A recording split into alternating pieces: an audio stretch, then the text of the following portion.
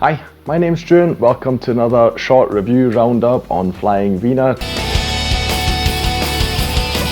Today I'll be discussing two things, a film and a TV series. The film is Free Guy, that is a Disney film / Fox film, which was released during the summer, and then we have Y: The Last Man, which here in Austria is available through Disney+, but originally it was a Hulu series in America. That's where it came from. We'll start off with Free Guy. It stars Ryan Reynolds. The briefest description of the plot that I can give you is that he is actually an NPC, a non-playable character, so actually just a computer character, not even a real person. He is in this game which is sort of Grand Theft Auto-esque sandbox game, I'll call it, where you can do a lot of criminal things, you can rob banks and all sorts of things. And he has this AI that is slowly bringing him to life, to sentient thoughts, where he decides one day he doesn't just want to be the employee in the bank who has to lie down on the ground and wait for the robbery to be completed, and that is his day basically. And this is quite interesting. We see this happening and the repercussions that this has on the real world. At the same time, we are following along two people who are involved in the making of this game, sort of, or one of them is actually actively making it, the other one is trying to find the bottom of some deep plot that is going on with the creation of this game. So there's something shady going on. So we've got the game world and the real world. In that sense, this film, it reminded me a lot of the Lego film, the Lego movie. So I think it's something in that vein where I like where we bring together the concepts, so the real life and this sort of fantasy world, I'll call it, and we sort of mesh it together. It works really well in this film as it did in the Lego movie. I really enjoy that. In a way, it's the first really good computer game movie, although unfortunately it's not based on an actual game, so I suppose it's not quite a video game film in that way, but it still is really perfect. Ryan Reynolds, of course, is a very likable person, and his Guy, the name of his character in the game, in the film, is Guy. He is actually called Guy.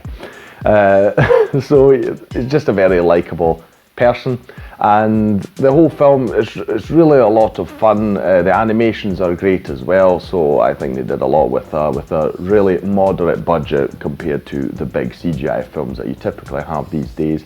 I just like the plot and the feel-good attitude of the film. The real-life stuff is also quite interesting. It's not just tacked on there to just sort of, do the plot or anything, just to move that along or so. It just works as well as it does, for instance, in the Lego film, where they do that towards the end. So I really enjoyed this a lot. It is a very high recommendation from me. It is just a very fun popcorn film, a feel-good film, if you're looking for one. Then Y: The Last Man. If you're not familiar with Y: The Last Man, I wouldn't be surprised. It's actually based on a series of comics that were published by Vertigo / DC Comics.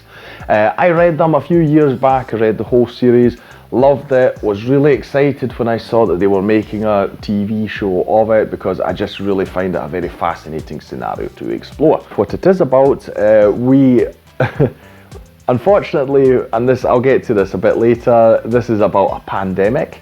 But keep in mind, this story came out in 2005, 2006, something like that. So, it was a very long time ago compared to today's day and age anyway. So there's a pandemic where just from one day to the next, every man on Earth, or every male on Earth, just drops dead. So we're talking anything with a Y chromosome is just dead from 1 second to the next. This just happens. One of the comic series more interesting things is this is actually talked about so much. There are so many theories presented in the comic itself about how this happened. You've got all sorts of people theorizing about why and how and all these things. So they all drop dead and we don't know why. The interesting thing is we are following main character. His name is Yorrick Brown, and yes, I said his name because he, for some reason, survived this apocalyptic scenario. So he is the only man alive. He is actually in hiding, because this is what I think is interesting. It's very easy to think and go, oh wow, oh great, he's the only guy on Earth, all the women will be crazy for him, etc. If you think about it realistically, that is not going to happen. If you were the only person on Earth, the only man on Earth, you would be locked up and put in a lab, and tested upon, etc. for the rest of your life. So I quite understand why he's in hiding. What he's trying to do is he's trying to get to his fiancée, Beth, who he had an argument with before, and at the same time we are watching a lot about what's happening in the world. By pure coincidence, his mother was actually a senator before this pandemic hit and is now, through various circumstances, the President of the United States. And so we see that. He also has a sister, her name is Hero, one of the strangest names I've ever seen in any fiction.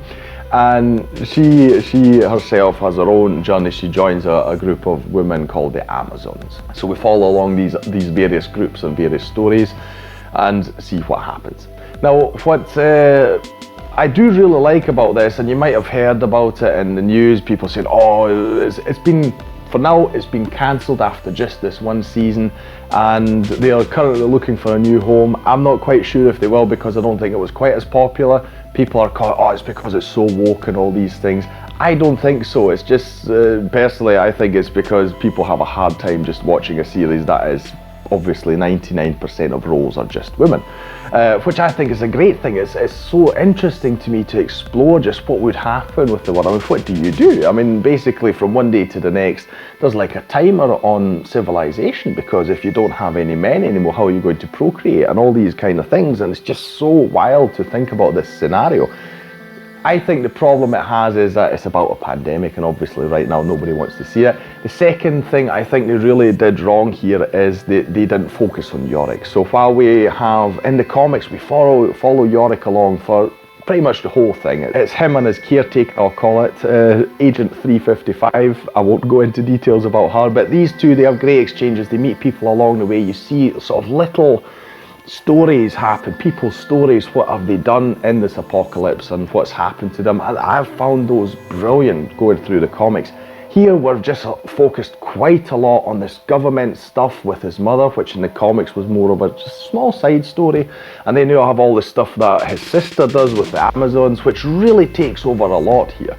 And I felt that was we have some episodes where Yorrick doesn't even appear, you know, and he is literally the last man, the main guy here. So that was quite a shame. That being said, I still enjoyed the show because I just thought it was interesting and it was great, you know, just having a show just all women basically, apart from very, very few male characters in here. I like the exchanges. You have some really, really great acting as well, I will say. So bear in mind, while I do recommend you watch this, and I certainly recommend even more that you read the comic series, bear in mind that it might stay with just this one series. That's it for today. Like, share and subscribe if you enjoyed. That's the best way to help out the channel, and I'll see you in the next video on Flying Wiener. Take care.